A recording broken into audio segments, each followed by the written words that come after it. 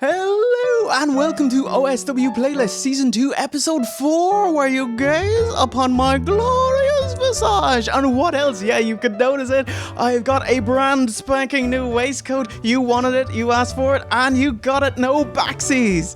Alright, so thank you, Joey, for that one. What have we got on tap for you this week? It's Tolkien 2019. This is more than just a friendship. It's an alliance. An invincible alliance. Fellowship. So, Tolkien 2019. Here's the entire movie.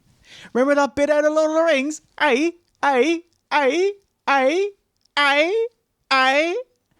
And that's pretty much the entire film.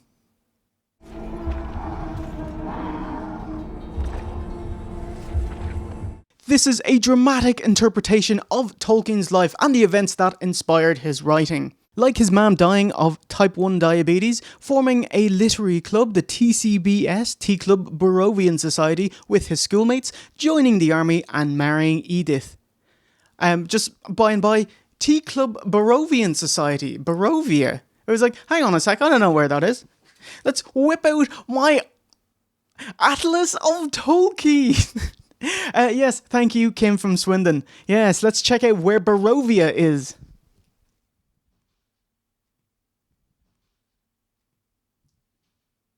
It doesn't exist. It's not a thing in Lord of the Rings or Tolkien's works. It's a valley in the Balnock Mountains in Dungeons and Dragons.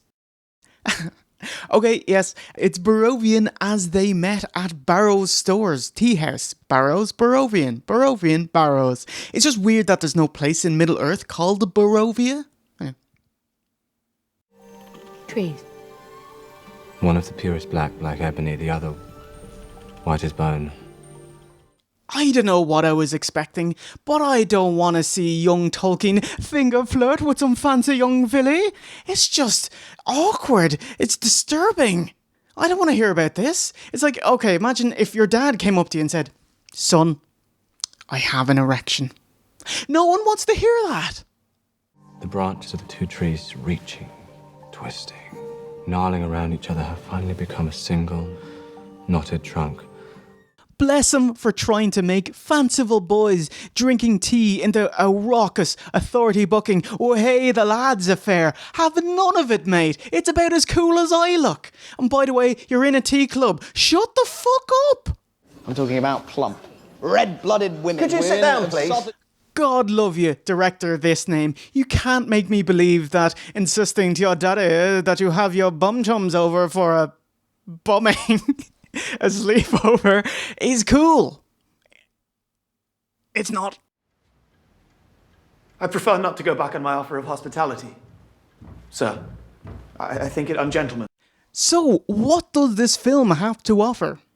Nicholas Hoult as Tolkien, clumsily courting Edith, cavorting with the lads, and seeing the horrors of war and Lord of the Rings-esque hallucinations of it. And that's about it. But they do a very good They do a very good job showing the appalling conditions of the soldiers in World War I. Ultimately, is this story worth telling? Okay, you know Jack Black's Tenacious D? Well, there's a song called A History of Tenacious D, and in it he says, "This isn't some bullshit, this is a chronicling of our rise to power." This is just some old bullshit. It's about journeys. The journeys we take to prove ourselves. It's fine, not particularly interesting or stirring. There's nothing bad about this film. There's just nothing particularly good. This film is a thing that happened, that's for sure. Okay, so we kind of smashed the film. There's only one more question left to answer, which is, how truthful is this film to reality? So let's have a bit of a quickie gauntlet here. True, his mom did read to him in fantasy books that inspired his future writing. True, he was orphaned at age 12. False, he didn't impress people with his Middle English. True, the TCBS did inspire the 9-member Fellowship of the Ring. True, he did meet his future wife, a fellow orphan, Edith, at the same boarding house. True, his legal guardian, Father Francis, told him he was forbidden from seeing Edith as she was older and a proddy, but he did when he was 21. False, he never got stinking drunk and woke his tutors. True, Edith did break her engagement to another man when she reconnected with Tolkien and converted to Catholicism for him so they could wed. False, he didn't go to war immediately. He delayed it to finish his degree in English language and literature a year after World War I had started and was criticised for it.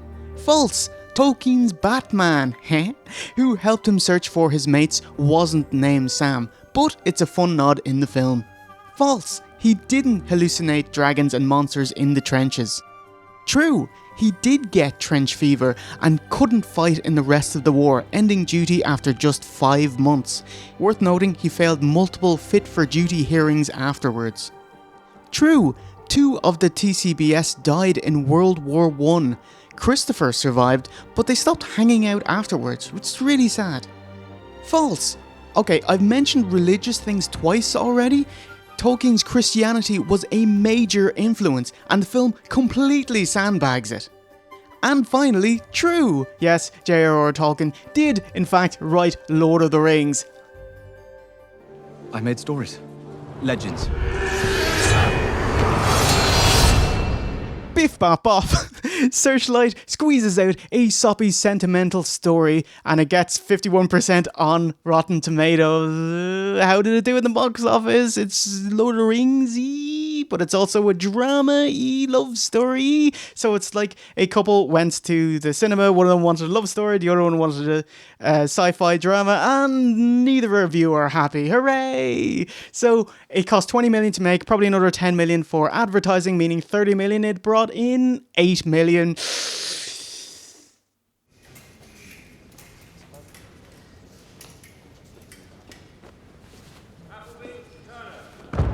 One last thing, Tolkien's estate have denounced it. They don't want anything to do with it. They said it before it came out, but they also don't approve of any of the other adaptations, like Peter Jackson's Lord of the Rings films.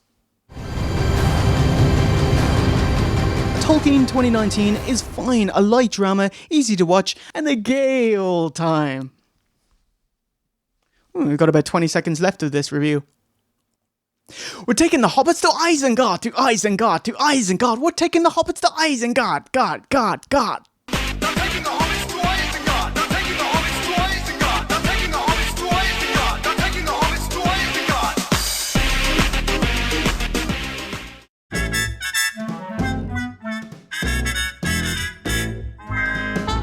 So there you have it, Tolkien 2019, not worth watching, a shameless cash-in, a Lord of the Key Rings. Wouldn't recommend it. But what have we got next time for you? It is October, it is Halloween, it is horror themed, it is Resident Evil 2 remake. It's going to be emotional. That's what I'm talking about. Anyway, see you next time for Season 2 Episode 5 of OSW Playlist. And remember, a winner is you.